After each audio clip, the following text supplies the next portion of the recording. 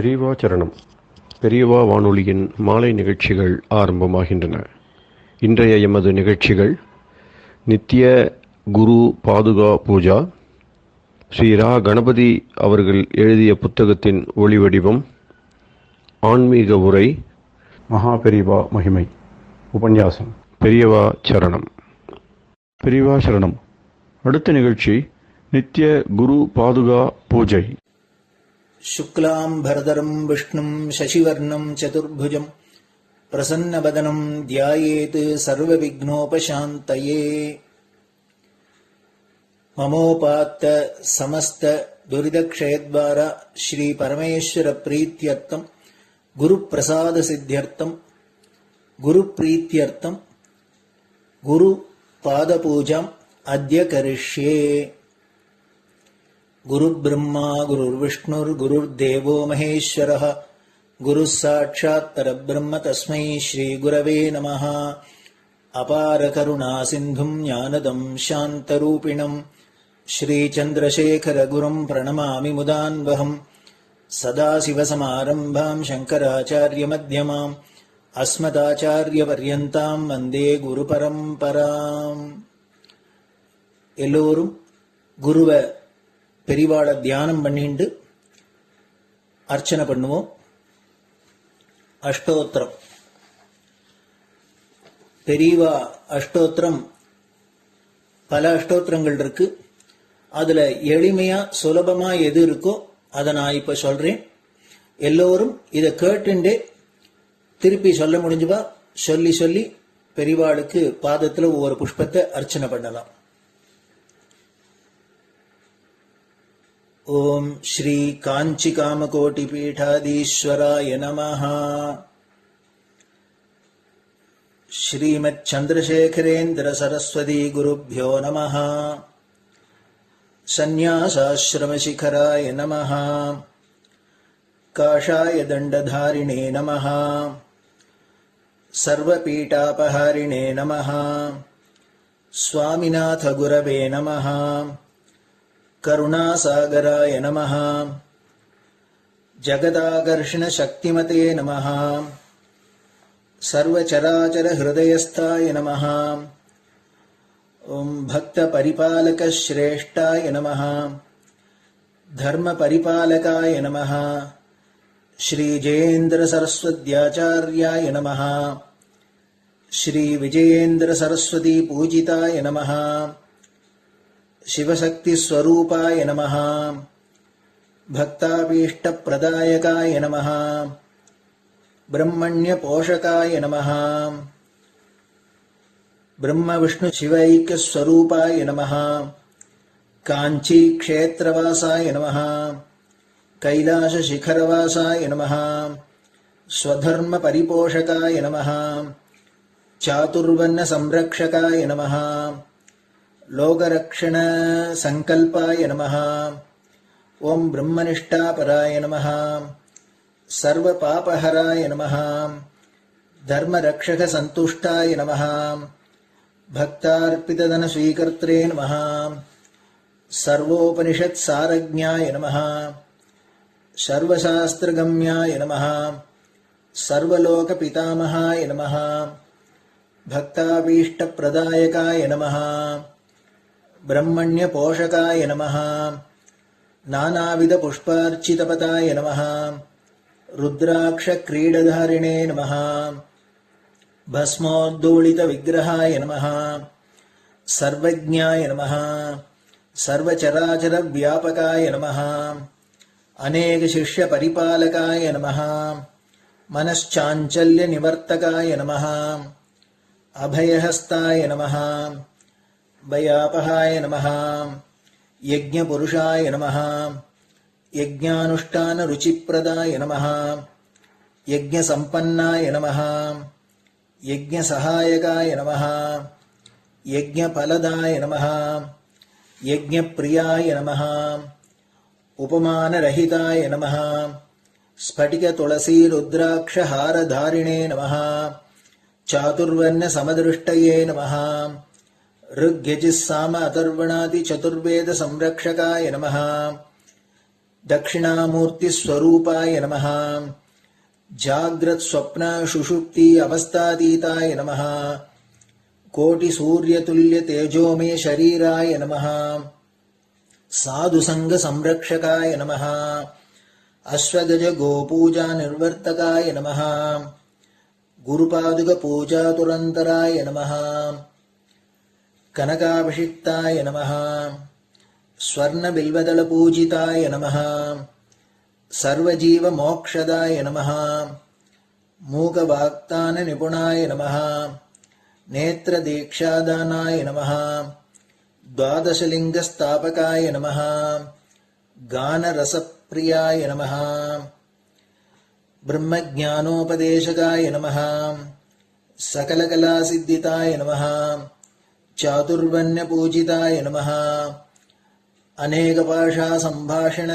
कोविताय नमः अष्टसिद्धिप्रदायकाय नमः ओम श्री शारदामठसुस्थिताय नमः नित्यान्नदानसुप्रीताय नमः प्रार्थनामात्रसुलभाय नमः पादयात्राप्रियाय नमः नानाविधमतपण्डिताय नमः श्रुतिस्मृतिपुराणज्ञाय नमः देवयक्षकिन्नरकिंपुरुषपूज्याय नमः श्रवणानन्दकरकीर्तये नमः दर्शनानन्दाय नमः अद्वैतानन्दभरिताय नमः अव्याजकरुणामूर्तये नमः शैव वैष्णवादिमान्याय नमः श्रीशङ्कराचार्याय नमः दण्डकमण्डलोहस्ताय नमः वीणामृदङ्गसकलवाद्यनाथस्वरूपाय नमः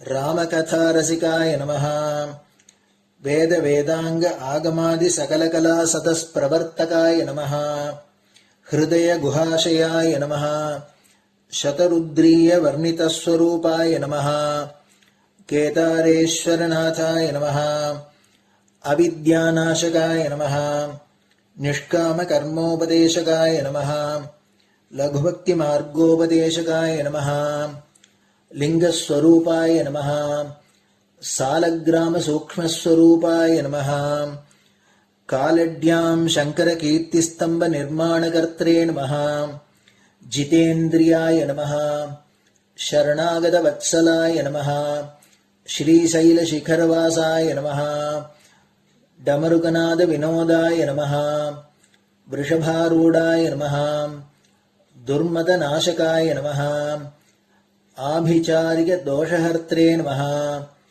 मिताहाराय नमः मृत्युविमोचकशक्त्याय नमः श्रीचक्रार्चनतत्पराय नमः दासानुग्रहकारकाय नमः अनुराधानक्षत्रजाताय नमः सर्वलोकख्यातशीलाय नमः वेङ्कटेश्वरचरणपद्मषट्पदाय नमः श्री महात्रिपुरसुन्दरी समेत श्री चन्द्रमौलीश्वर पूजाप्रियाय नमः श्रीमच्चन्द्रशेखरेन्द्र सरस्वती सद्गुरु परब्रह्मणे नमः गुरुभ्यो नमः परमगुरुभ्यो नमः परमेष्टिगुरुभ्यो नमः परात्परगुरुभ्यो नमः गुरुपरम्पराभ्यां नमः गुरुपादुकाभ्यां नमो नमः. அடுத்தது ஊதுபத்தி இருந்தா அதை காமிச்சு தூபம், நெய் தீபம் இருந்தா காமிச்சு அதை நெய் தீபம் தீபம் காமிச்சுட்டு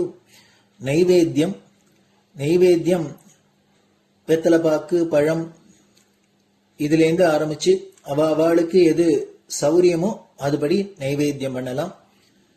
அதுக்கு அடுத்தது கற்பூர ஹாரத்தி பண்ணி எல்லோரும் பிரதட்சிண நமஸ்காரம் பண்ணி பெரியவாள்கிட்ட பிரார்த்தனை பண்ணிண்டு எல்லோரும் க்ஷேமமா இருக்கணும், லோகம் பரம மங்களமா சௌக்கியமா இருக்கணும், எல்லோரும் வியாதி வெக்க இல்லாத ஆயுராரோக்கிய ஐஸ்வர்யத்தோட சாந்தம் அமைதியோட ஞான வைராக்கியத்தோட எல்லோரும் நல்லவர்களாயிருந்து நன்மையை அடையணும்னு பிரார்த்தனை பண்ணி இந்த பூஜையை தினம் செய்யலாம்.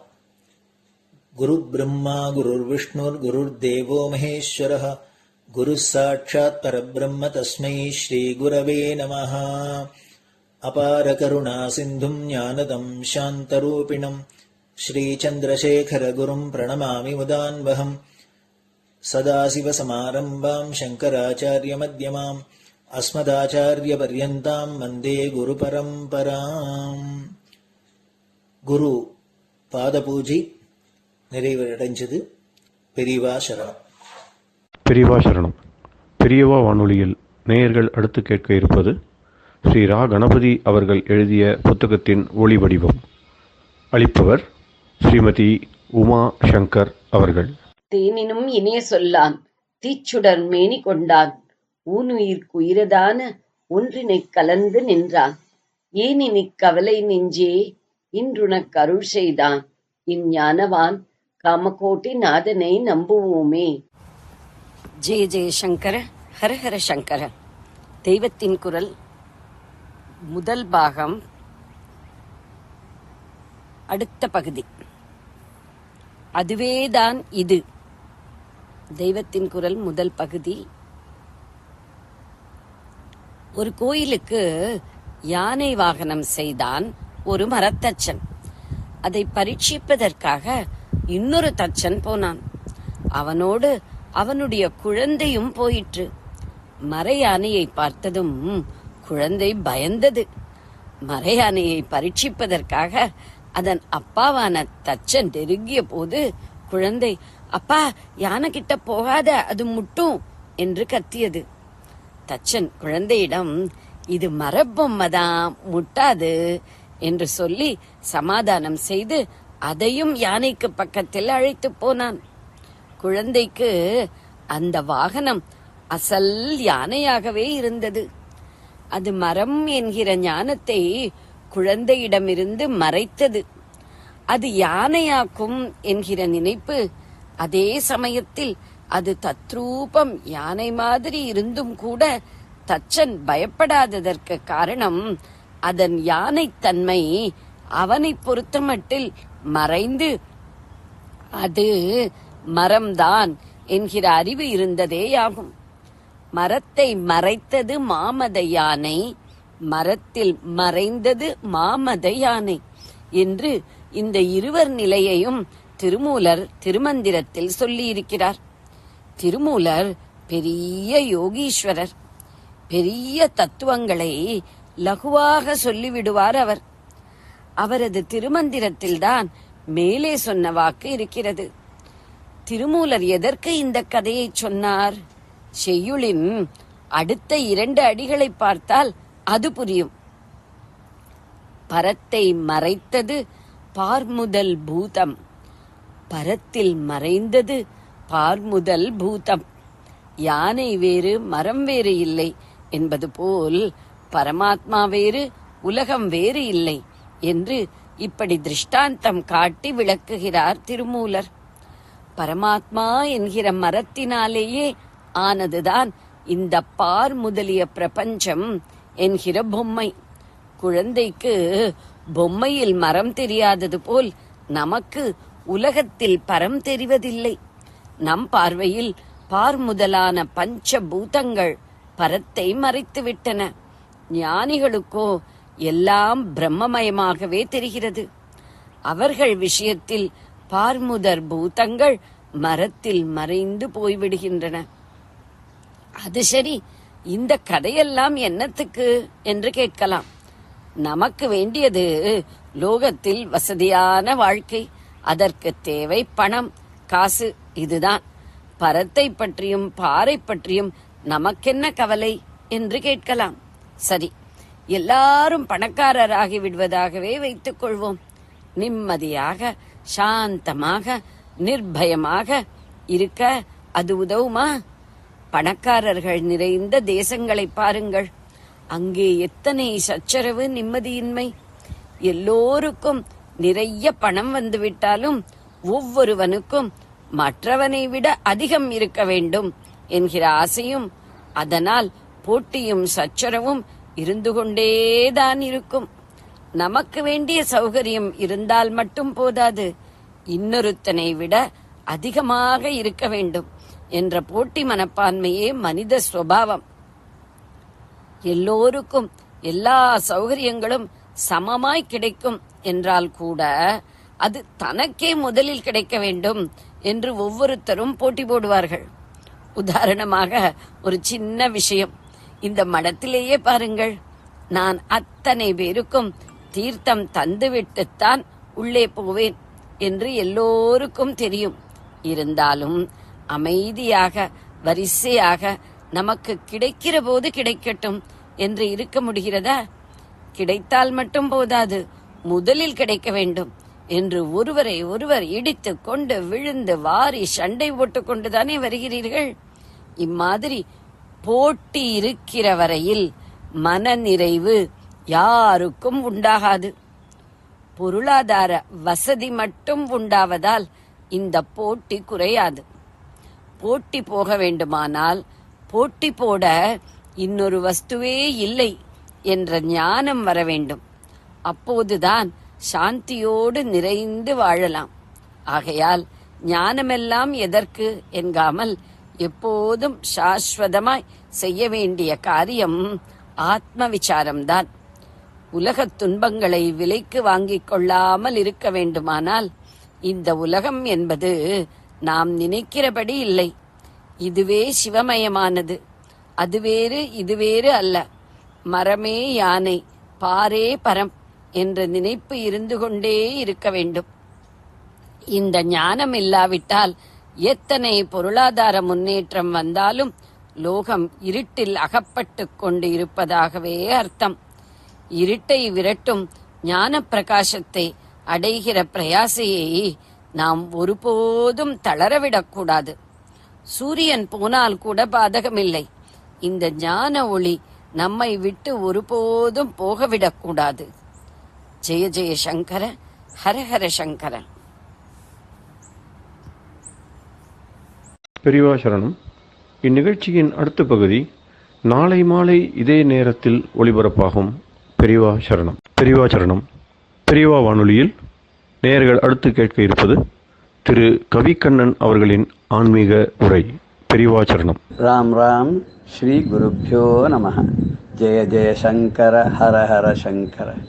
பெரியவா வானொலி நேயர்கள் அனைவருக்கும், மகா பெரியவாவுடைய பக்தர்கள் அனைவருக்கும் அடியேன் கவிக்கண்ணனின் அன்பு கலந்த நல்வாழ்த்துக்கள்.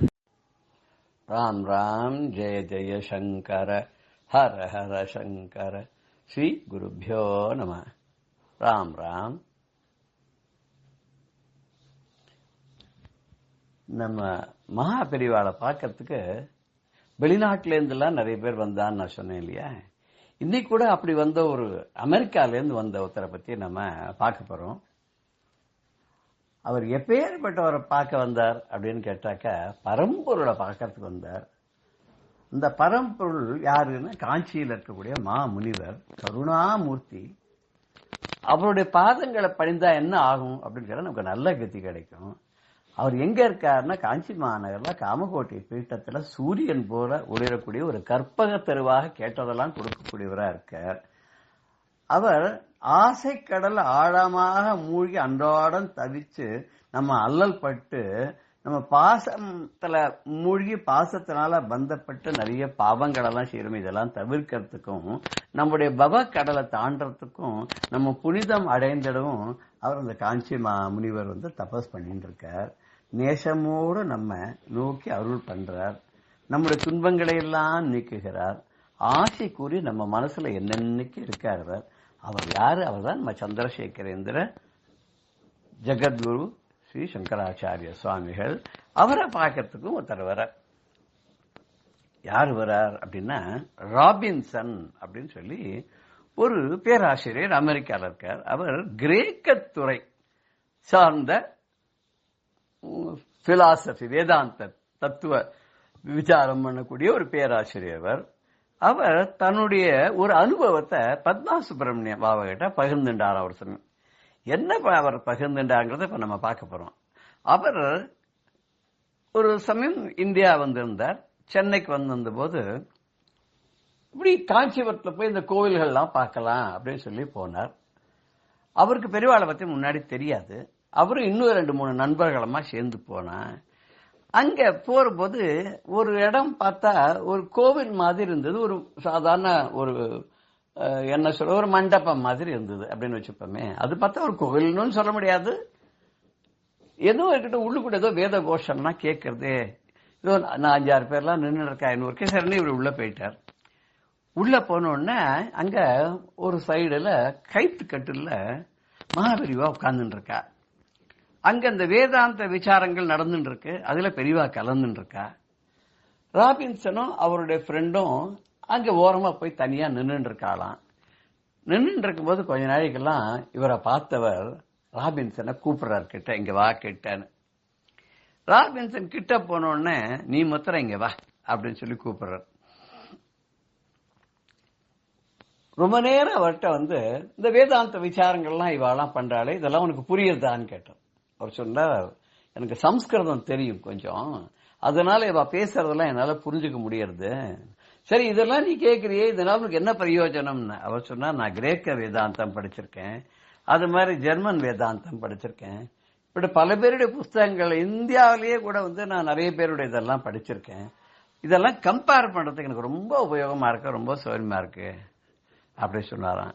பெரியவா ரொம்ப நேரம் அவரோட ஆராய்ச்சி கட்டுரைகள் எல்லாம் பத்தி விவாதிச்சு சில அவருக்கே தேவையான சில விஷயங்கள், அவருடைய ஆராய்ச்சிக்கு உபயோகமா இருக்கக்கூடிய பல விஷயங்களை நம்முடைய சனாதன தர்மத்திலும் நம்ம வேதத்திலையும் நம்முடைய வேதாந்த தத்துவங்கள் உள்ள புஸ்தகங்களையும் உபனிஷத்துகளையும் என்னன்னு இருக்கோ இதெல்லாம் அவரோட அளவலாவே எல்லாம் பேசி அவருக்கு பிரசாதம் கொடுத்து அனுப்பிச்சாராம். இதை ரொம்ப சந்தோஷத்தோட அவர் பத்மா சுப்பிரமணியத்திட்ட சொல்லிட்டு அது கிட்டத்தட்ட 1994 இதை பேசுறார் அவர். நான் மறுபடியும் இந்தியாவுக்கு வரேன், எப்ப வரேன்னு. நான் வரேன், இப்ப சமீபத்தில் வரப்போறேன். இந்தியாவுக்கு வந்தவர் சென்னைக்கும் வந்தார். சென்னைக்கு வந்த உடனே பத்மா சுப்பிரமணியம் இருக்காளே அவளுக்கு ஒரு போன் பண்ணேன். போன் பண்ணிட்டு அவள்கிட்ட கேட்கிற மாதிரி, எனக்கு ஒரு நாளைக்கு காஞ்சி மகா சுவாமிகளுடைய தரிசனம் ஆச்சு கனவுல. அந்த கனவுல வந்த பெரியவா என்னோட கொஞ்ச நாளைக்கு பேசிட்டு பாய் பாய் அப்படின்னு சொல்லிட்டு கிளம்பி போயிட்டா. அது என்னன்னு எனக்கு ஒன்றும் புரியல. எதுக்கு பாய் பாய்ன்னு ஒரு 3 தடவை சொல்லிட்டு அவர் கிளம்பி போனார்னு எனக்கு தெரியல. நான் அதை உங்ககிட்ட சொல்லணும்னு நினைக்கிறேன். இப்படி ஒரு காட்சி எனக்கு கிடைச்சதே என்னன்னு. உடனே இவர் வந்தது ஏப்ரல் மாசத்துல. பத்மா சுப்பிரமணியம் அவ கேட்டா, சரி நீங்க இந்த மாதிரி நடந்ததுன்றாலே அது என்னைக்கு நடந்தது அப்படின்னு கேட்டா. என்னைக்கு நடந்ததுன்னா அவர் ஒரு நிமிஷம் அப்படி யோசனை பண்ணிட்டு, இது ஜனவரி மாசம் 8ஆம் தேதி நடந்ததுன்னு. ஆஹா, ஜனவரி மாசம் 8ஆம் தேதி நடந்ததா? எப்ப நடந்ததுன்னு. ஒரு மத்தியானம் ஒரு 3 மணி நம்ம ஊர் கணக்குக்கு. அவ ஊர் கணக்குக்கு அமெரிக்கால முதல் நாள் ராத்திரியா சாயங்காலம் அவருக்கு ஒரு 5-5:30 மணியா இருந்திருக்கும் அப்படின்னு நினைக்கிறேன் அந்த சமயத்துல அப்படின்னு. ஓ அப்படியா, அன்னைக்குதான் பெரியவா சித்தி ஆயிட்டா அப்படின்னு. அடாடாடாடாடா, இது என்ன பெரியவா அன்னைக்கு சித்தி ஆயிட்டாளா? இது என்ன ரொம்ப ஆச்சரியமா இருக்க அப்படின்னு. எனக்கு கடைசியா ஒரு தடவை தரிசனம் கொடுத்துட்டு எனக்கு ஆசீர்வாதம் பண்ணிட்டு பெரியவா போயிருக்கா போல் இருக்கு. இது என்ன இப்பேற்பட்ட இது எப்படி நடக்க முடியும்? இது ரொம்ப ஆச்சரியமா இருக்கேன். பெரியவா தனக்கு அணுக்கமான தொண்டர்களா இருந்தா, தன்கிட்ட ரொம்ப பக்தியோட இருக்கிறவாள் இருந்தா அவளை எப்படி இருந்தாலும் கைவிட மாட்டாங்கிறது இது தெரியுது இல்லையா? அசலூர்ல இருந்தா கூட பெரியவா அந்த இடத்துல போய் இவருக்கு தரிசனம் கொடுத்ததோட இல்லாத அவகிட்ட பாய் அப்படின்னு சொல்லிட்டு போறான்னு அர்த்தம். நான் கிளம்புறேன், இனிமே நான் சித்தி ஆக போறேன். இந்த இதுல உலகத்துல நான் இந்த ஸ்தூல சரீரத்தோட இருக்க மாட்டேன். இனிமே என்ன பார்க்கணும்னா நான் சூக்ஷ்மமா தான் இருப்பேன், நீ சூக்ஷ்மா தான் இது என்ன பார்க்கணும் அப்படின்னு சொல்ற மாதிரி இவருக்கு உணர்த்தி விட்டு பெரியவா அப்படி போனா அப்படின்றது ரொம்ப எவ்வளவு ஒரு அருமையான ஒரு விஷயம். இதை கேட்டோன்னே பத்மாசுப்பிரமணியத்துக்கு கண்ணில் ஜலமா கொட்டிடுத்து. இருந்தாலும் பரவாயில்ல, நீங்க பெரியவாளை பார்க்க முடியாட்டா என்ன, நீ வாங்க நம்ம போலாம் அப்படின்னு சொல்லி அவர் அழைச்சிட்டு காஞ்சிபுரத்துக்கு போய் பெரியவாடு அதிஷ்டானத்தை கூட்டின்னு போய் இந்த அதிஷ்டானத்தை காமிச்சிட்டு ஓரிருக்கை கூட்டின்னு போய், அப்ப இந்த மண்டபம்லாம் ஃபுல்லா கம்ப்ளீட் ஆகலன்னு நினைக்கிறேன்.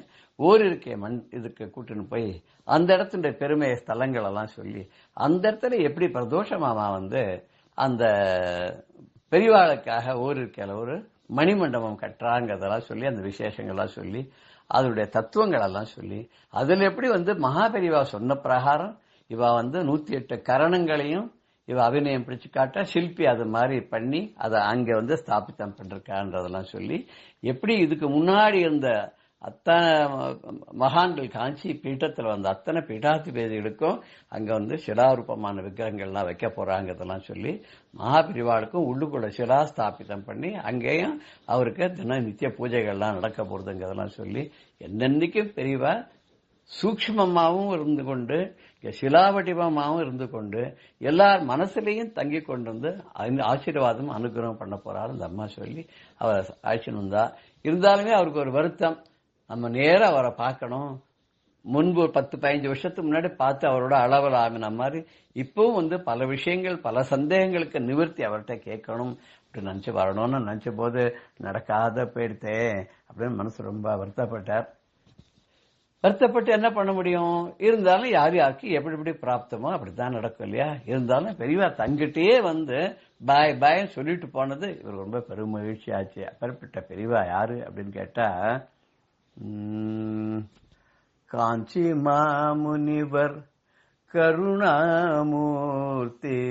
காஞ்சி மாமுனிவர் கருணாமூர்த்தி கடலினை பணிந்து நற்கதி பெறுவோம். காஞ்சி மாமுனிவர் கருணாமூர்த்தியின் கடலினை பணிந்து நற்கதி பெறுவோம். காஞ்சி மாநகரில் காமகோட்டி பீட்டத்தில் கதிரவனாய் ஒளிரும் கற்பக தருவாம். காஞ்சி மாமுனிவர் கருணாமூர்த்தியின் கடலினை பணிந்து நற்கதி பெறுவோம்.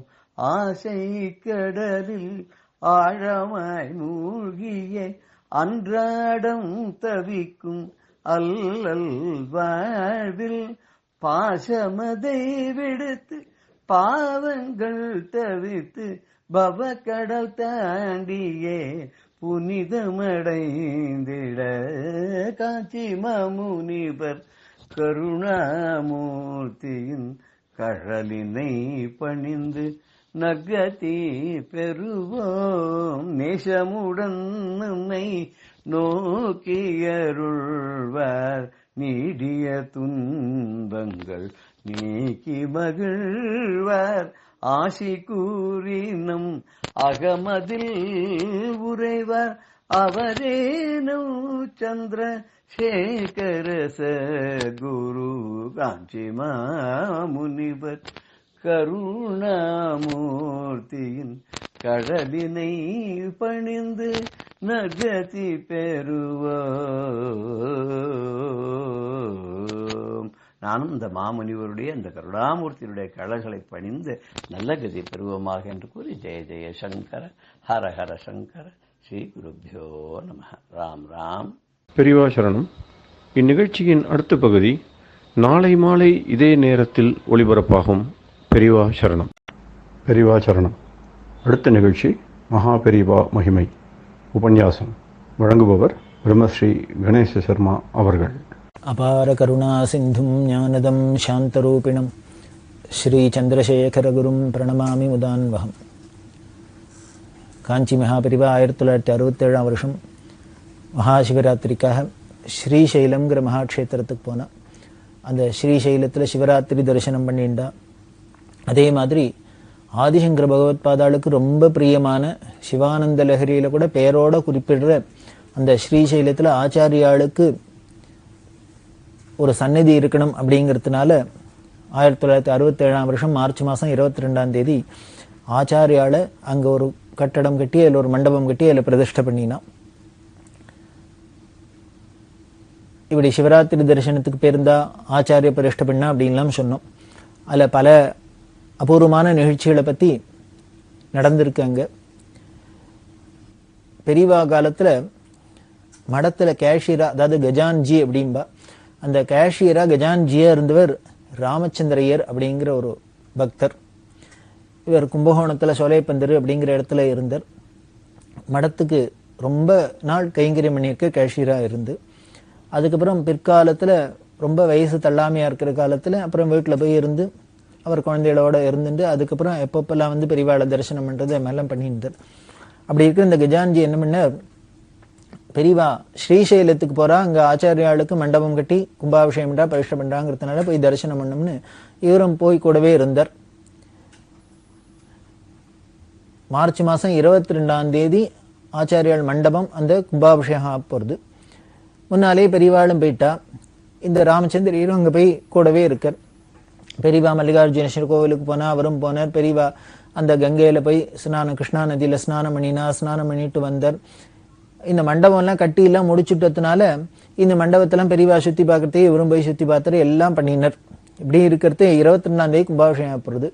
5 நாளைக்கு முன்னால் என்ன பண்ணா, 17ஆம் தேதி அவரை கூப்பிட்டு, ராமச்சந்திரா ஊருக்கு போயிட்டு வா அப்படின்னு சொல்லி அக்ஷத பிரசாதம் எல்லாம் பிரசாதத்தை கொடுத்து ஊருக்கு போயிட்டு வான்னு உத்தரவு கொடுத்தா. அவர் ராமச்சந்திரன் சொன்னார், இன்னும் 4 நாள் இருக்கு இந்த ஆச்சாரியன் மண்டப கும்பாபிஷேகத்துக்கு, இவ்வளவு தூரம் வந்துட்டேன், அதனால அதை தரிசனம் பண்ணிட்டு போயிடுறேனே அப்படின்னு. பெரியவா உத்தரவு பண்ணிட்டாள்னா அங்கே ஒன்றும் எதிர்த்து பேச முடியாது, கேட்குறோம். இருந்தாலும் இதை அவர் சொன்னார், 4 நாள் தானே இருக்கு, இருந்து தரிசனம் பண்ணிட்டு போறேன்னு. பெரியவா சொன்னா, அதான் நான் 4 நாளைக்கு உட்காந்து பார்த்து தரிசனம் பண்ணிட்டேன், மல்லிகார்ஜுன என்னோட தரிசனம் பண்ணியாச்சு, ஆச்சாரியால் மண்டபத்தையும் பார்த்தாச்சு, எல்லாம் பண்ணியாச்சு. அதுக்கப்புறம் என்ன பண்ணோம், அதான் நீ தான் எல்லாத்தையும் பார்த்துட்டியே, அதனால நீ கிளம்பி போயிட்டு வா, ஊருக்கு போ அப்படின்னா. அவரால் அதுக்கு மேலே ஒன்றும் தட்ட முடியல. சரி கிளம்ப போகிற, கிளம்புறதே பிரசாதம் கொடுத்த பெரியவா என்ன பண்ணா, பாதுகை கொடுத்தா. அவருக்கு பாதுகையும் கொடுத்து பிரசாதத்தையும் கொடுத்துட்டு என்ன பண்ணு, நேர ஊருக்கு போனேன். அவர் உடனே ஸ்ரீசைலத்திலேருந்து கிளம்பி மெட்ராஸ் வரணும். மெட்ராஸில் ஒரு பொண்ணு இருக்கா. பெரியவா கிட்ட நீ புள்ள திருச்சியில் இருக்க, திருச்சியில் நேஷனல் காலேஜில் பெரிய ப்ரொஃபஸராக இருந்தார், பேராசிரியர் ராதாகிருஷ்ணன் அப்படின்னு. இன்னைக்கு இருக்கிற பல தமிழ் வித்வான்களுக்கு, தமிழ் அறிஞர்களுக்கெல்லாம் அவர் ஆசிரியராக இருந்திருக்கார். இந்த ராமச்சந்திரோட புள்ள தான் ப்ரொஃபஸர் ராதாகிருஷ்ணன். அவர் நேஷனல் காலேஜில் பெரிய ப்ரொஃபஸராக இருந்தார், தமிழ் பண்டிதர். அவர் புள்ள திருச்சியில் இருக்கார், பொண்ணு மெட்ராஸில் இருக்கா. அதனால இந்த ராமச்சந்திரன் என்ன பண்ணார், ஸ்ரீசைலத்திலேருந்து வரத்தே மெட்ராஸில் வந்து பொண்ணு வீட்டில் இறங்கிவிட்டு அப்புறம் திருச்சிக்கு போகணும். பெரியவா கிட்ட மெட்ராஸுக்கு போனால் பொன்னாத்தில் தங்குவியோ அப்படின்னு.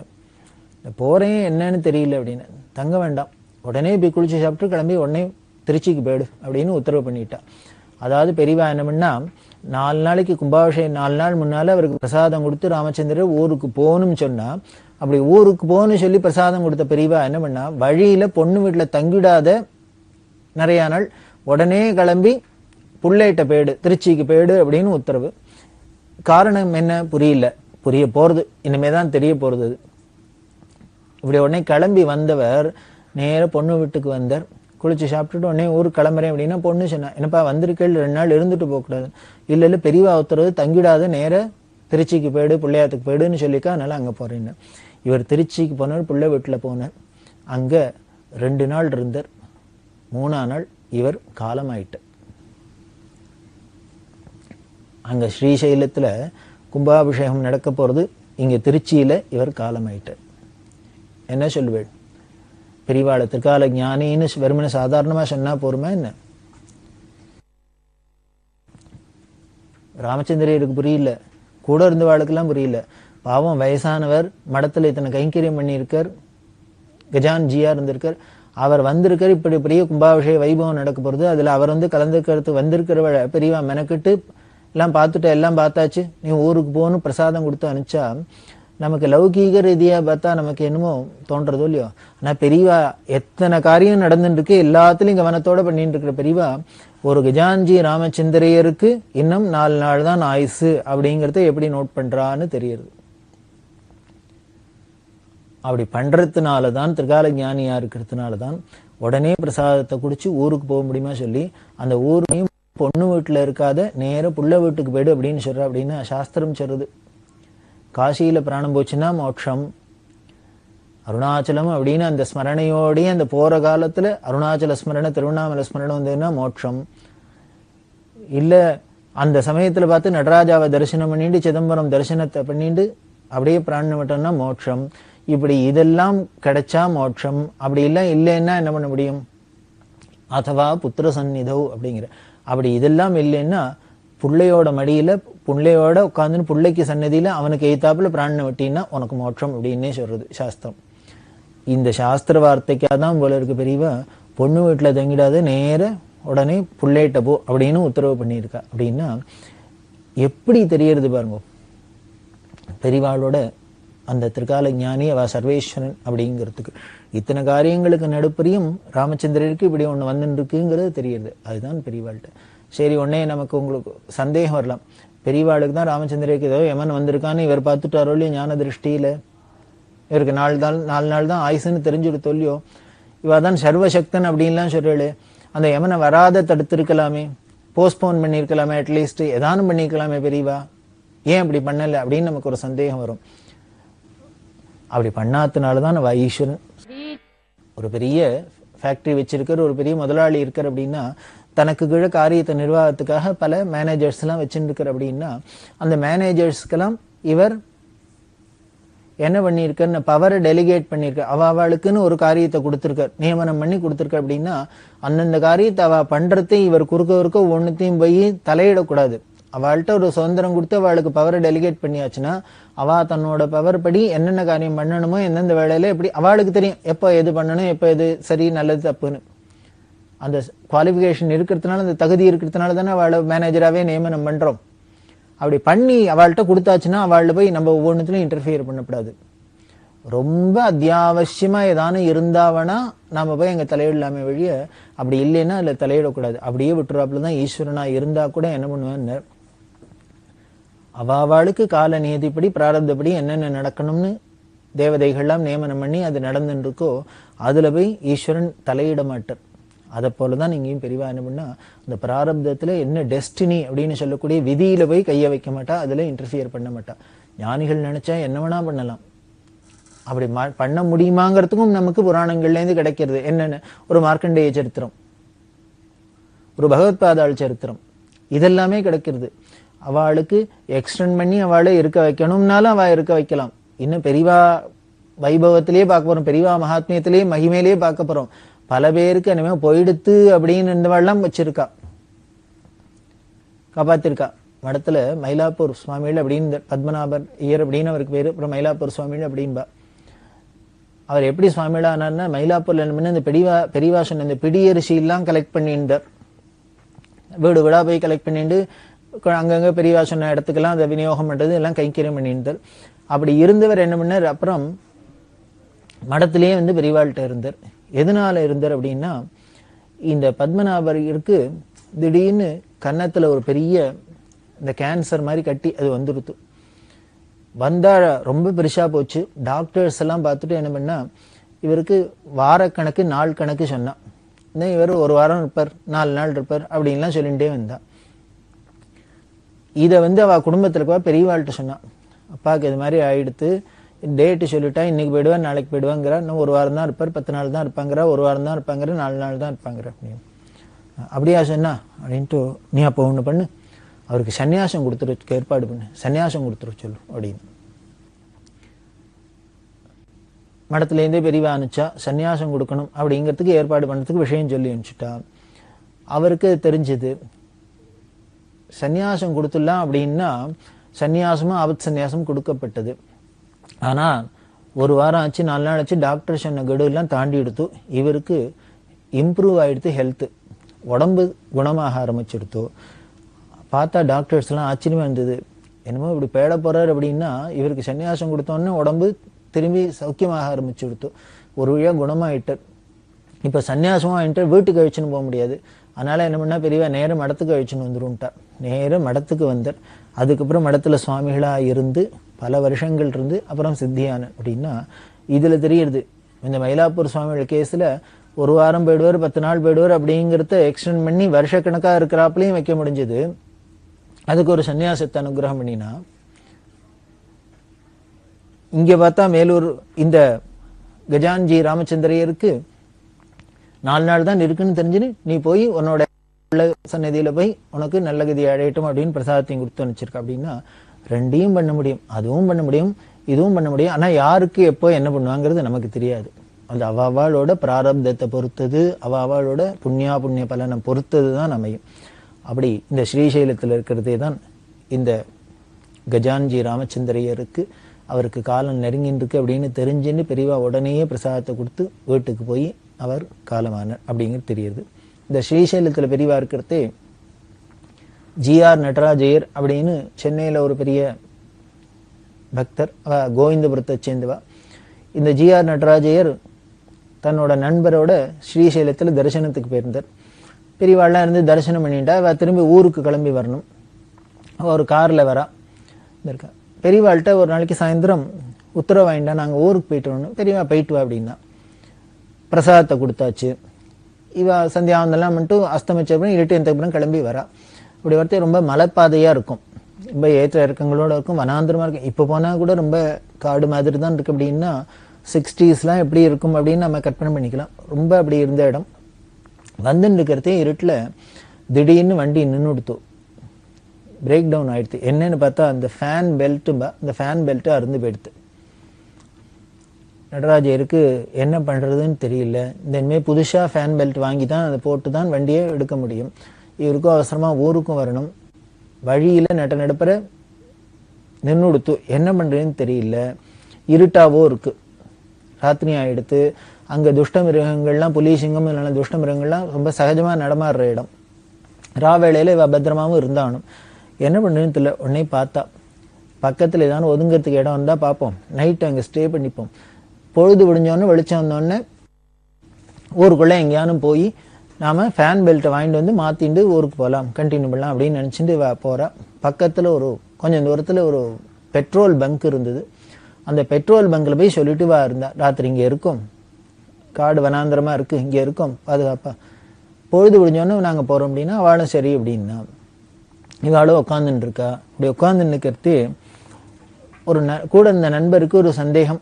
அவர் கேட்டார், நம்ம பெரியவாள்கிட்ட சொல்லி உத்தரவு வாங்கிட்டு தானே வந்தோம், பெரியவா பிரசாதமும் கொடுத்தா, இப்படி பெரியவா பிரசாதத்தை வாங்கிட்டு உத்தரவோடு வந்து நம்ம எப்படி நடுப்புற இவ்வளோ சிரமம் வராப்பில் ஆகிடுதே, நம்ம கஷ்டப்படுறாப்பில் ஆகிடுதே, இப்படி நமக்கு இது மாதிரி ஆக போகிறதுன்னு பெரியவாளுக்கு தெரிஞ்சிருந்துன்னா நம்மளை தடுத்து நிறுத்திருக்கலாமோ இல்லையோ. இப்போ ராத்திரி போக வேண்டாம், கார்த்தால போகணும்னு ஏதானு சொல்லியிருக்கலாமோ இல்லையோ. ஏன் சொல்லலை?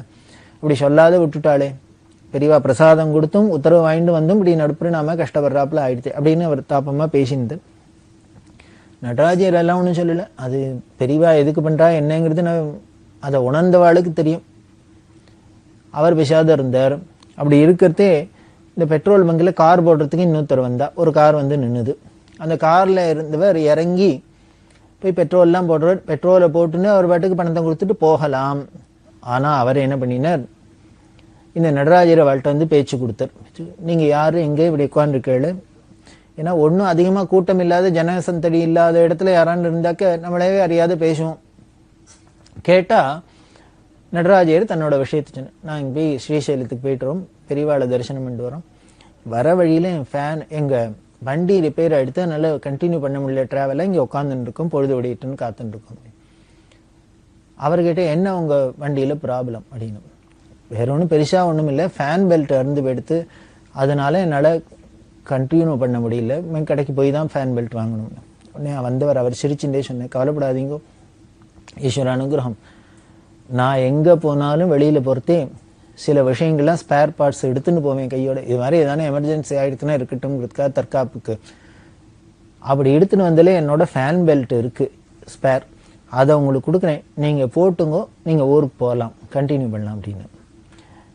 இப்போ நடராஜருக்கும் அவன் நண்பருக்கெல்லாம் ஆச்சரியமாக வந்து, யாரோ அசரீரி மாதிரி நடு வழியில் கும்பிட போன தெய்வம் மாதிரி எத்தாப்பில் வந்து அவராகவே பேச்சு கொடுத்தவரை ஏதோ ஆஹா அப்படியா அப்படி ஆயிடுத்தான்னு உடனே அவரும் நம்மளுக்கு சேர்ந்துட்டு ஒரு அனுதாபத்தை தெரிவிச்சுட்டு போகாத, அவர் கையில் ஏதோ எக்ஸ்ட்ராவாக ஸ்பேர் இருக்குது, அதை தரேன், நீங்கள் போகலாம், உங்களுக்கு உபயோகமாக இருக்கும்னு சொல்கிறாருன்னு ஆச்சரியமாக இருந்தது. பாருங்க, இதெல்லாம் ஒரு வனாந்தரத்தில் நடுக்காட்டில் நடக்கிறது அப்படின்னா எங்கேருந்து எப்படி நடக்க முடியும்? அந்த ஈஸ்வர அனுகிரகம் இல்லைன்னா, பெரியவா அனுகிரகம் இல்லைன்னா. சொன்னா இவளுக்கு ஆச்சரியமா இருந்தது. ஆனால் அதில் ஒரு சிக்கல் என்னென்னா, அந்த வந்திருக்கிற ஃபியட் காரில் வந்திருக்கார், அவரோட வண்டிக்கு தான் ஸ்பேர்லாம் எடுத்துன்னு வரதா சொல்லியிருக்கார். அதனால் நடராஜர் சொன்னார், நீங்கள் ஒத்தாசை பண்ணேன்னு சொல்கிறது கேட்கறதுக்கு நன்னா இருக்குது, சந்தோஷமாக இருக்குது, ரொம்ப நன்றி, ஆனால் உங்களோட வண்டியோ ஃபியட் வண்டி என்னோட தான் அம்பாசடர் வண்டி, அதனால உங்களோட ஃபேன் பெல்ட் என்னோட வண்டிக்கு சூட் ஆகாது, நீங்க கொடுத்தா கூட நான் அதை உபயோகப்படுத்த முடியாத இருக்கு, நான் என்ன பண்ணுவேன் அப்படின்னு. அதுக்கு அந்த ஃபியட்காரர் சொன்னார் சிரிச்சுட்டே, இல்லை இல்லை அதுவும் ஈஸ்வர அனுகிரகம், என்னோட வண்டி ஃபியட் தான், ஆனா என்கிட்ட ஸ்பேர் இருக்கிறது அம்பாசடர் பெல்ட்ன்னு.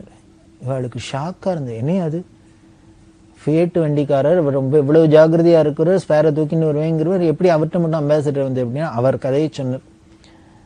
நேற்றுக்கு நாங்கள் இங்கே வரத்துக்கு முன்னால என்னோட டிரைவர்கிட்ட சொல்லி இந்த மாதிரி ஸ்பேர் பார்ட்ஸ் எல்லாம் கடையிலேருந்து வாங்கிட்டு வர சொன்னேன். அப்படி கடையில் போய் அவர் வாங்குறதே அந்த இவர் ஃபேன் பெல்ட்னு கேட்டிருக்காரு போல இருக்கு அந்த டிரைவர், அந்த கடைக்காரர் என்ன பண்ணிக்க எடுத்து கொடுத்துருக்கு, அது கொடுக்கறதே என்ன ஆயிடுதுன்னா அம்பாசிடர் பெல்ட்டா வந்துடுத்தது. அதை இந்த டிரைவரும் கவனிக்கல போல இருக்கு, வாங்கிட்டு வீட்டுக்கு வந்தா அந்த எஜமானர் பார்த்தார், என்ன அது அம்பாசிடர் பெல்ட் வாங்கிட்டு வந்திருக்க அப்படின்னு அவர் சொன்னா, ஆஹா நான் கவனிக்கல சார், வேணா கொடுங்க நான் போய் மாத்தின்னு வரேன் அப்படின்னா அந்த எஜமானருக்கு என்ன தோணித்தது இல்லை, அதெல்லாம் வேண்டாம் விடு, இனிமேல் திருப்பி போய் கடையில் போய் மாத்திட்டு கிடக்கட்டும் அப்படியே அப்புறம் வந்து பார்த்துக்கலாம் அப்படின்னு விட்டார். சரி அங்கே வீட்டிலேயே தெரிஞ்சுட்டு வாங்கிட்டு வந்த அந்த ஃபேன் பெல்ட்டு இவா வண்டிக்கு சூட் ஆகாது, ஃபியட் பெல்ட் இல்லை அம்பாசிடர் பெல்ட்னு, அப்போ அதை வீட்டிலேயே வச்சுட்டு வந்திருக்க வேண்டியதானே, அதையும் வைக்கல, அதையும் தூக்கி வண்டியில் வச்சுன்னு வந்தா எதுக்குன்னு. இங்கே ஒரு அம்பாசிடர் பெல்ட்டை இருந்து ஒரு பெரியவா பக்தர் குரு கைங்கரு சிகாமணி ஒன்று நின்றுட்டு இருக்க வழியில் இதுக்கு ஒத்தாசை பண்ணணுங்கிறதுக்காக போல இருக்கு. இந்த கதையை சொன்னார், என்னோட பெல்ட் இல்லைன்னாலும் நான் எடுத்துன்னு வந்துட்டேன், அது இப்படி உங்களுக்காக தானே இப்பதான் தெரியறது அப்படின்னு சொல்லிட்டு அந்த கொடுத்தா இவாளுக்கு ஒரே அப்படியே ஷாக்குன்னா ஆச்சரியமா இருந்தது.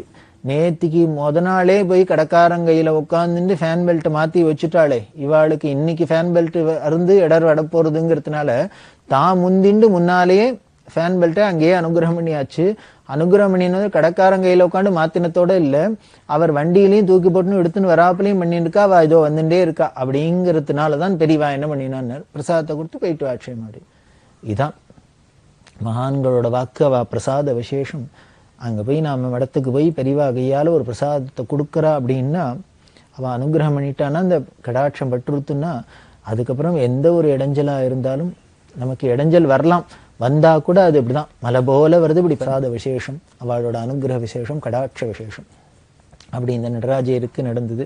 அதுவும் இந்த ஸ்ரீசைலத்துல நடராஜர் ஃபேமிலியில சொல்லுவா, ஸ்ரீசைலம் அப்படின்னாலே பெரியவா, ஸ்ரீசைலம் அப்படின்னாலே மறக்க முடியாத இருக்கு. இப்படியெல்லாம் ஒரு அதிசயம் நடக்கிறது. அந்த ஸ்ரீசைலத்துல பெரியவா இருக்கிறதே பல நாள் அங்க இருந்தா, அதுல பெரியவா ஸ்ரீசைலத்துக்குள்ள போறதே அங்க ஒரு ஆதிவாசிகள் ட்ரைபல்ஸ் அப்படின்னு சொல்லக்கூடிய செஞ்சூஸ் அப்படின்னு சொல்லுவா, செஞ்சுக்கள் அப்படின்னு. அந்த ஆதிவாசிகள்லாம் வந்து முதல்ல அவ காட்டுவாசிகளா இருந்ததுனால இது மாதிரி ஒரு பெரிய கூட்டத்தோடலாம் போனா அவளுக்கு பயமா இருக்கும். என்னைக்குமே பார்க்கறதுக்கு ரொம்ப முரடு மாதிரி இருக்கிறவெல்லாம் உள்ளுக்குள்ள ரொம்ப சாஃப்டா இருப்பா. பார்த்தாதான் அவளை பார்த்தா நமக்கு என்னமோ பயமா இருக்கும் அந்த பர்சனாலிட்டியை பார்த்தா. ஆனா பார்த்தா அவளோட பழகி பார்த்தோம்னா அவளோட குணாதிசயங்களும் அவளோட அந்த மென்மையும் நமக்கு ரொம்ப அதிசயமா இருக்கிறாப்புல இருக்கும். அது மாதிரிதான் இந்த செஞ்சூஸும் இருந்திருக்கா. ஆதிவாசிகளா இருக்கா, கையில் என்னமோ சூழங்கெல்லாம் எல்லாத்தையும் வச்சுட்டு ஈட்டி எம்புன்னு வச்சுன்னு அப்படிலாம் இருக்கா. அப்படி இருந்தவா இவாளை பார்த்துட்டு பயந்துன்னு முதல்ல உள்ள விட மாட்டேன்னா, அப்புறம் பெரியவாளை பார்த்ததுக்கு அப்புறம் மடத்துல வந்து எல்லாரும் வழியில காவ காக்குறது முதலான கைங்கரியெல்லாம் பண்ண ஆரம்பிச்சுட்டா. ஏன்னா காட்டு மிருகங்கள்லாம் நடந்துட்டு இருக்கு, ராத்திரியில எல்லாரும் படுத்துன்னு தூங்கிட்டு இருக்கா, யானை இருக்கு, பசுமாடு இருக்கு, அது இருக்கு, இது இருக்கு, எல்லாம் இருக்கிறதுனால இந்த செஞ்சூஸ்லாம் வந்து பாரா மாதிரி தீவிர இருந்துன்னு காவல்லாம் காத்திருக்கா. அப்படி கைங்கரியெல்லாம் பண்ணியிருந்தா. பெரியவா ஸ்ரீசைலத்தை விட்டு வரப்போறா. இந்த விஷயம் இந்த செஞ்சூஸ்க்கு தெரிஞ்சது. தெரிஞ்சோன்னா இந்த தலைவர், எல்லாருக்கும் ஒரு தலைவர் இருப்பலையா, அது மாதிரி இந்த செஞ்சூஸ் தலைவர் வந்து மடத்து மேனேஜர்கிட்ட சொன்னார் ஒரு விஷயம். என்ன சொன்னார் அப்படின்னார், நாளைக்கு நாங்கள்லாம் வந்து எங்க ஜனங்கள் எல்லாரும் பெரியவாளை தரிசனம் பண்ணோம், பெரியவா எங்களுக்கு பிரத்யேகமா தனியா தரிசனம் கொடுக்கணும், பெரியவா அனுகிரகம் பண்ணணும் அப்படிலாம் ஆசைப்பட்டா. ஆஹா அப்படின்னு பெரியவாள்கிட்ட போய் சொன்னா, ரொம்ப கைங்கரியம் பண்ணியிருக்காடா, எல்லாருக்கும் அவளுக்கு தான் முதல்ல பண்ணணும் அப்படின்ட்டு நாளை காலத்தால வர சொல்லு அப்படின்னா. அவள்லாம் வந்து எல்லாரும் தரிசனம் பண்ணா, எல்லாரும் குடும்பத்தோட வந்திருக்கா, ஆண்கள் பெண்கள் குழந்தைகள் எல்லாருமே வந்திருக்கா. எல்லாரும் அவளுக்கு உண்டான ஆச்சாரப்படி ஸ்நானம் பண்ணிட்டு இதெல்லாம் எட்டுன்னு வந்து பெரியவாளை தரிசனம் பண்ணா. ஒவ்வொருத்தரையும் பெரியவா கேட்டு விசாரிச்சு அவளுக்கெல்லாம் குச்சலம் விசாரிச்சு எல்லாம் பண்ணி ஒவ்வொருத்தரோடையும் பேசி அவளுக்கு பிரசாதம் எல்லாம் கொடுத்து வஸ்திரங்கள் எல்லாம் கொடுத்து அனுகிரகம் பண்ணிட்டு திருப்தியா எல்லாருக்கும் நான் என்னோட காரியத்தை பார்க்க போகலாமா அப்படின்னு அவள்லாம் சொன்னா ரொம்ப திருப்தி, ரொம்ப சந்தோஷம், எங்களோட மல்லிகார்ஜுன சுவாமியே இங்க வந்திருக்கிற பெரியவா வடிவத்தில் அப்படின்னு. ஏன்னா அந்த செஞ்சுஸ்கெல்லாம் என்னன்னு, அந்த ஸ்ரீசைலத்தில் இருக்க மல்லிகார்ஜுனருக்கு பேரு செஞ்சு மல்லையான்னு ஒரு பேர் உண்டு. அந்த ஸ்தல புராணத்துல சொல்றது, இந்த செஞ்சுக்கள் குலத்துல, இந்த ஆதிவாசி குலத்துல வந்த ஒரு பெண் பரம பக்த, எப்படி நமக்கு இங்க ஆண்டாள்னு பக்தியை கழிப்படுறோமோ அது மாதிரி அந்த செஞ்சு ட்ரைபல் ஸ்திரீ பக்தியா இருந்து தான் கல்யாணம் பண்ணினா அந்த மல்லிகார்ஜுனர் தான் கல்யாணம் பண்ணிப்பேன் அப்படின்னு தபஸ் இருந்து மல்லிகார்ஜுனர் கல்யாணம் பண்ணினத்தினாலே அவருக்கு செஞ்சு மல்லையா அப்படின்னு பேரு அப்படின்னே இந்த ஸ்தல புராணங்கள்லாம் சொல்றது. அப்படி எங்களுக்கு ரொம்ப உறவு அந்யோன்யமான எங்க செஞ்சு மல்லையாவே அந்த பரமேஸ்வரனே பெரியவா ரூபத்துல வந்திருக்காரு அப்படின்லாம் அவ ரொம்ப சந்தோஷப்பட்டா. அப்படி சொல்லிட்டு அவ கிளம்புறதுக்கு உத்தரவு கொடுத்தா பெரியவா. உடனே அவர் அந்த தலைவர் வந்து பெரியவாள்கிட்ட என்னமோ அந்த மேனேஜர் சொன்னார். அவர் இல்லைன்னு கையாட்டின்னு பெரியவா கேட்டா, அவன் இன்னும் என்ன கேட்கறான், நீ மாட்டேங்கிற அப்படின்னு. இல்ல அவ ஏதோ கேட்கறா அப்படின்னு. என்ன சொல்லு அப்படின்னு. அவளுக்கு ஏதோ டான்ஸ் ஆட தெரியுமா, அவ ஆடி பெரியவா பார்க்கணுங்கிறா. இங்க அது மாதிரி ஆடியெல்லாம் பார்க்குற சம்பிரதாயம் இல்லைன்னு நான் சொல்லிட்டேன் அப்படின்னு. நீ பெரியவா, நான் என்ன பண்ணுவேன் பண்ண மாட்டேன் நீனே சொல்லுவியா அப்படின்ட்டு கேட்குறான். சம்பிரதாயம் தான், யாரானும் இந்த ஆடினா நான் பார்க்கறது இல்லை, ஆனா இப்ப இவ ஆடி நான் பார்க்க போறேன் அப்படின்னு. ஏன்னா அவளோட பக்தி பாவம் அப்படி இருக்கு. அவ சந்தோஷம் படட்டும், ஆடட்டும் அப்படின்னு. எல்லாருக்கும் ஆச்சரியம். பெரிய பெரிய நடன சிகாமணிகள்லாம் வந்து ஆடுறத பார்க்காத பெரியவா, ஒரு வஸ்திரம் கூட சரியா கட்டிக்க தெரியாது ஒரு ஆதிவாசிகள் ஆடுறேங்கிற, அதையும் பார்க்குறீங்கிறாளே, சந்தோஷம். அதான் பக்தி. பக்திய வசகோ பிரம்மா அப்படின்னு ஈஸ்வரன் பக்திக்கு தான் வசப்படுற. அவள்லாம் எல்லாருமே ஆடினா ஒரே ஒன்றும் புரியல, இன்னும் காரியம் பண்ணி கித்துன்னு அப்படி இப்படி சுற்றி அத்தனை பேர் பெரியவா. அலி என்ன சொன்னா, அப்ப கூட தர்மஸ்வரூபம் பக்திக்கு கட்டுப்படும் அனுகிரகம்னா உடனே என்ன சொன்னா, வயசு வந்த ஸ்திரீகள்லாம் ஆடப்படாதுன்னு சொல்லு, குழந்தைகள் ஆடலாம் புருஷாலாம் ஆடலாம்னு சொல்லணும். எல்லாரும் ஆடி முடிச்சோடனே பெரியவா கேட்டா, இப்ப சந்தோஷமா, பரம சந்தோஷம். சரி, இவா எனக்கு முன்னால இப்ப என்ன ஆடினான்னு கேளு, இதுக்கு ஏதாவது வெரைட்டி உண்டா, என்ன ஆடினான்னு கேளுங்க. மேனேஜர் கிட்ட அவ சொன்னா, எங்களோட ஆமா எங்களுக்கு உண்டு, கல்யாணத்துல ஆடுறது, இந்த ஃபங்க்ஷனுக்கு அக்கேஷனுக்கு ஏத்தாப்புல ஆட்டங்கள்லாம் உண்டு. இப்போ நாங்க ஆடினது எங்களோட நெருங்கின உறவுகாரா வந்தா அந்த சந்தோஷத்துல என்ன ஆடுவோமோ அதை ஆடினோம்னு. இதை கேட்டவாளுக்கெல்லாம் அப்படியே கண்ணால தாரதாரையா தண்ணியது. ஒரு ஆதிவாசிகள் அவளுக்கு படிப்பறிவு இல்லை, ஒண்ணும் இல்லை. அவ சொல்றா, பெரியவாளை இப்பதான் பாக்குறா, பார்த்தோன்னா அவ மனசுல என்ன பாவம் வந்ததுன்னு, நம்மளோட நெருங்கின உறவுகாரர் அப்படின்னு வருதுன்னா, மனிதநேயம் அன்பு அப்படிங்கிறதுலாம் இதுக்கு மேலேயே வெளிப்படுத்த முடியும், உலகத்தில் வெளிப்படும். அப்படி ஆதிவாசிகள் செஞ்சுக்களுக்கும் ஒரு உறவுகாரராக இருந்தவர் தான் நமது காஞ்சி மகா பெரியவான்னு சொல்லி, அப்பேற்பட்ட அந்த பக்தவத்சனோட பெருமையை நாம தொடர்ந்து அனுபவிக்கலாம். பெரியவா சரணம்.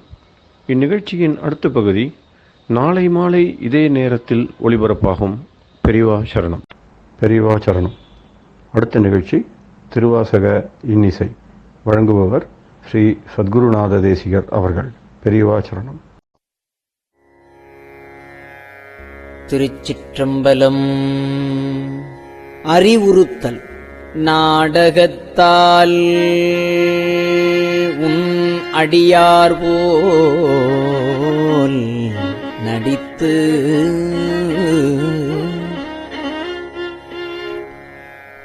நான் நடுவே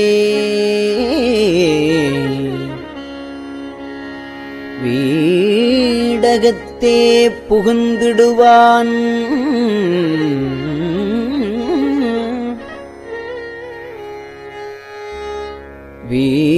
வீடகத்தே புகுந்திடுவான்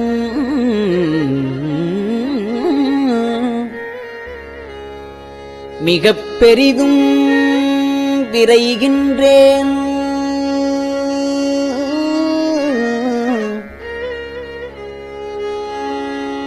ஆடகச் சீர்மணிக்குன்றே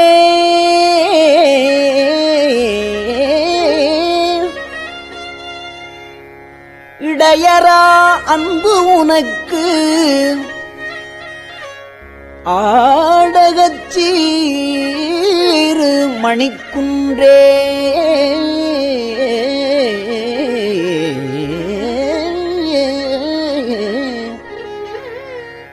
இடையரா அன்பு உனக்கு என் ஊடகத்தே நின்று உருகத் தந்தருள் எம் உடையானே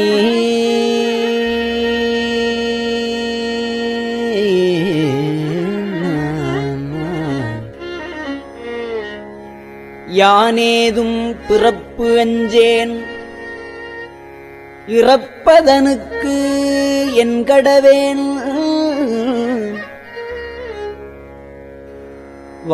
வானேயும் பெரில் வேண்டேன் மண்ணாழ்வான் மதித்துமிரேன்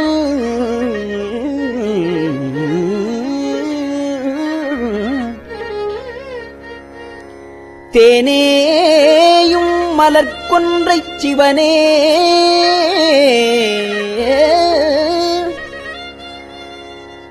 எம்பெருமான் எம்மானே உன் அருள் பெருநாள் என்று என்றே சிவனே உன் அருள் பெருநாள் என்று என்றே வருந்துவனே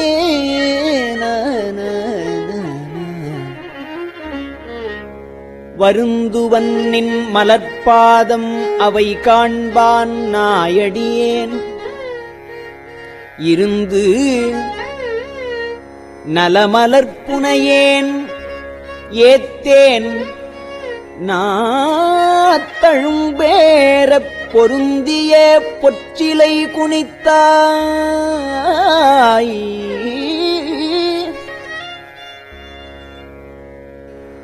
அருளமுதம் புரியாயேல் வருந்துவன் நல் தமியேன் மற்று என்னே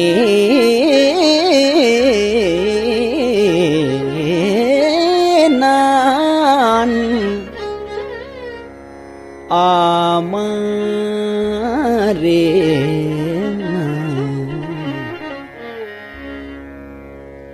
ஆமாறு உன் திருவடிக்கே அகங்குழையேன் அன்புருகேன் பூமாலை புனைந்து ஏத்தேன்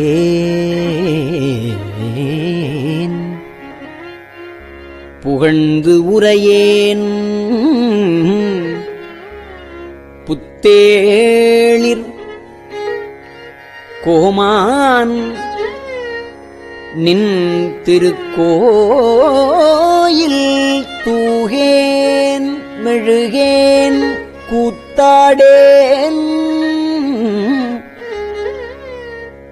சாமாரே விரைகின்றேன் சதுராலே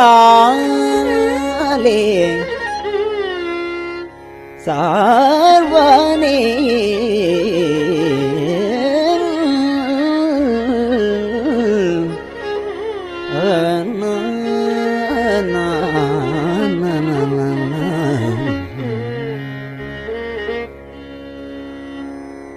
வானாகி மண்ணாகி வழியாகி ஒளியாகி வானாகி மண்ணாகி வழியாகி ஒளியாகி ஊனாகி உயிராகி உண்மையுமாய் இன்மையுமாய் வானாகி மண்ணாகி வழியாகி ஒளியாகி ஊனாகி உயிராகி உண்மையுமாய் இன்மையுமாய் போனாகி யான் எனதென்று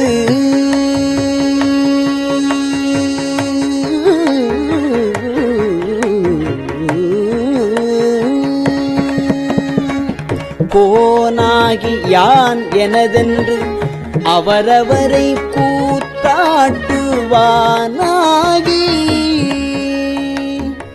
கூத்தாட்டுவானாகி கூத்தாட்டுவானாகி அவரவரை கூத்தாட்டுவானாகி நின்றாயை என் சொல்லி வாழ்த்துவனே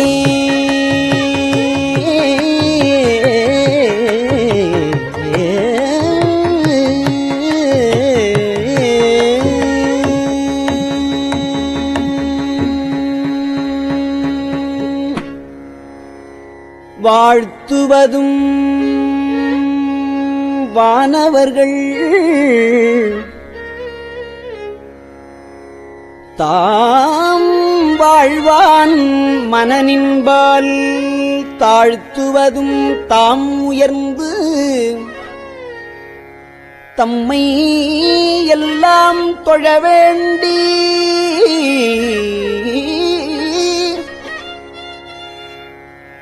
சூழ்த்து மதுகர முரலும் தாரோயை நாயடியேன் பாழ்த்த பிறப்பு அறுத்திடுவான் யானும் உன்னை பரவுவனே.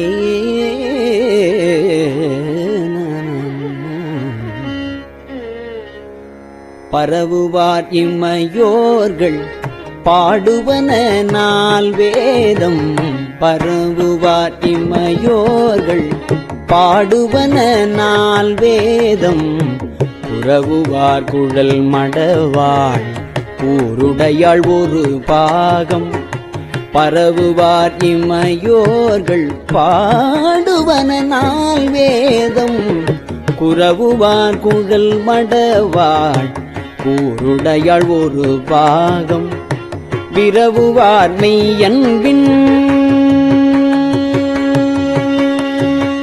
விரவுவார் மெய்யன்பின் அடியார்கள் மேன்மேலும் அறவுவார் கழல் இணைகள் காண்பாரோ அறியானே. அறவுவார் கழல் இணைகள் காண்பாரோ அறியானே.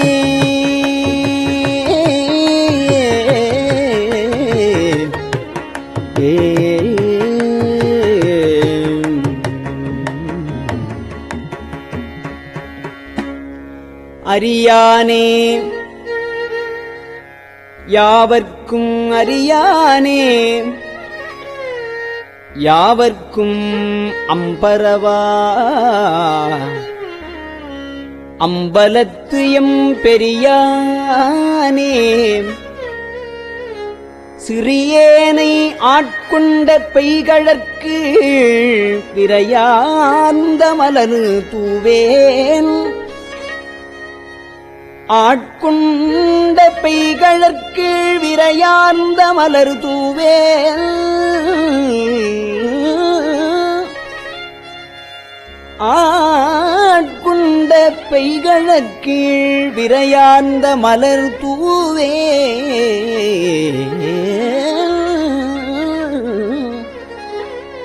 வியந்தலரேன் நயந்துருகேன் தரியேன்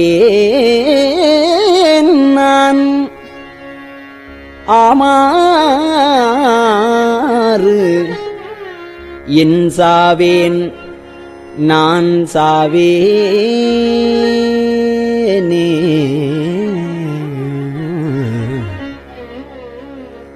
வேனில் வேள் மலர்கணைக்கும் வெண்ணகைச் செவ்வாய்க்கரிய பானலார் கண்ணியர்க்கும் பதைத்துருகும் பாழ் நெஞ்சே. உணலாம் நின்று உருகப் புகுந்து ஆண்டான் இன்று போய் வானுளான் காணாய். நீ மாளா வாழ்கின்றாயே.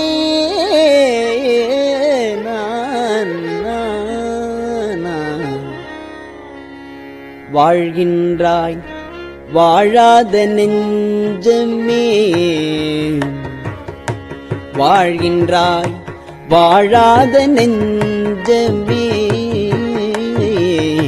வல்வினைப்பட்டு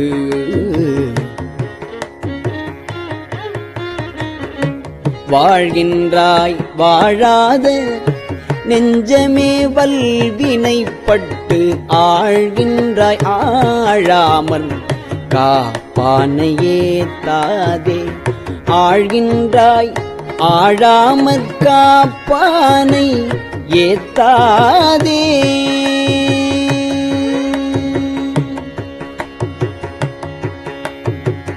சூழ்கின்றாய் கேடு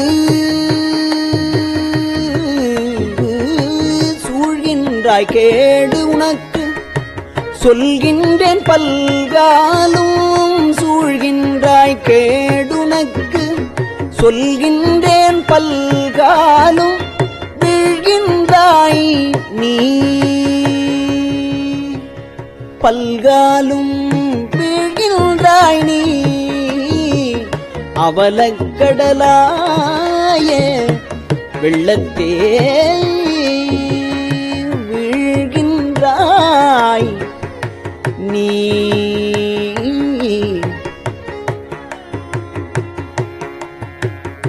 அவலக்கடலாய வெள்ளத்தே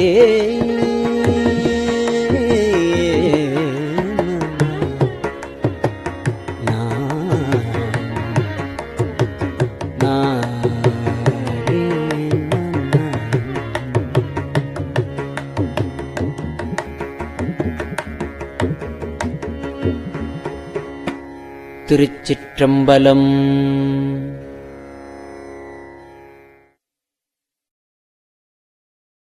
பெரியவா சரணம்.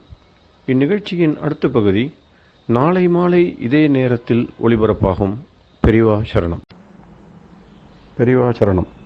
பெரியவா வானொலியின் இன்றைய நிகழ்ச்சிகளின் நிறைவாக திருப்பொன்னூசல் வழங்குபவர் சத்குருநாத தேசிகர் அவர்கள். பெரியவா சரணம். திருச்சிற்றம்பலம். திருப்பொன்னூசல். தெங்குலவு சோலை திரு உத்தர கோசமங்கை. தெங்குலவு சோலை திரு உத்தர கோசமங்கை. தங்குலவு சோதி தனியுருவம் வந்தருளி. எங்கள் பிறப்பறுத்திட்டு எம்பரமும் ஆட்கொள்வான்.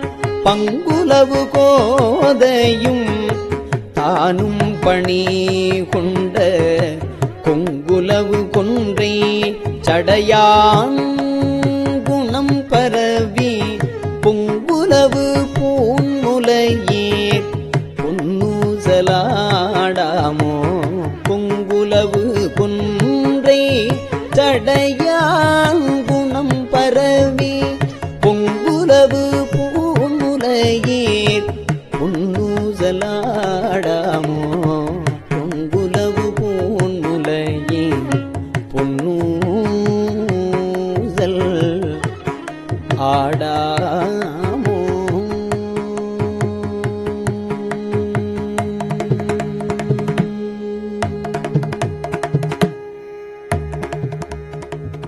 திருச்சிற்றம்பலம்.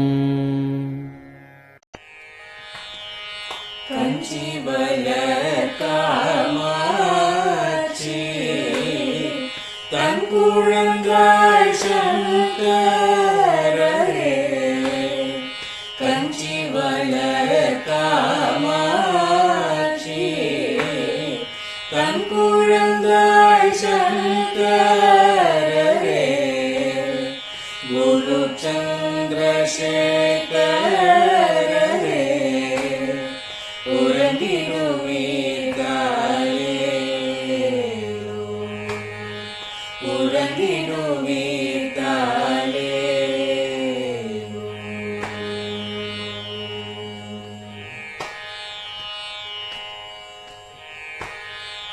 ஆதிகுரு சங்கரராய் அன்றொரு நாள்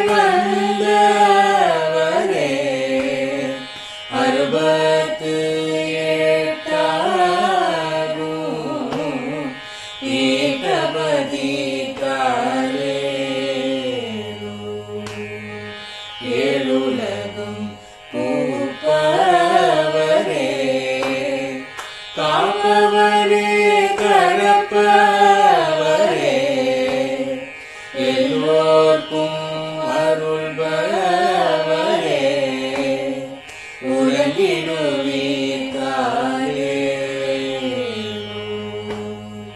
அயனுடனே மாலவனும் தேடிய பொற்பதத்தவரே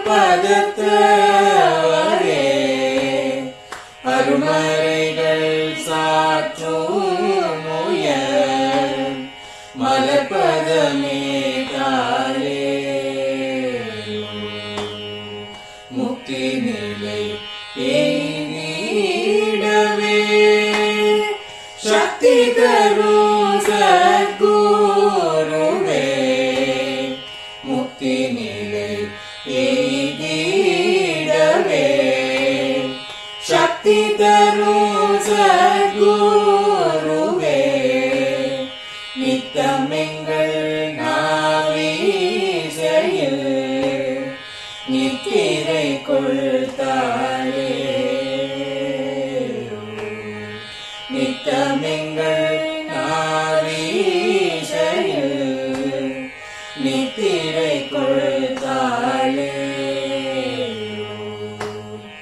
நித்தமெங்கள் நாவீசையில்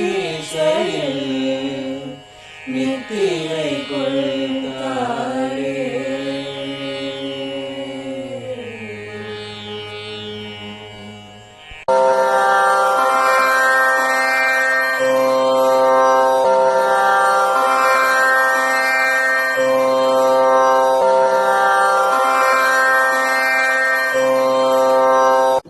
பெரியவா சரணம்.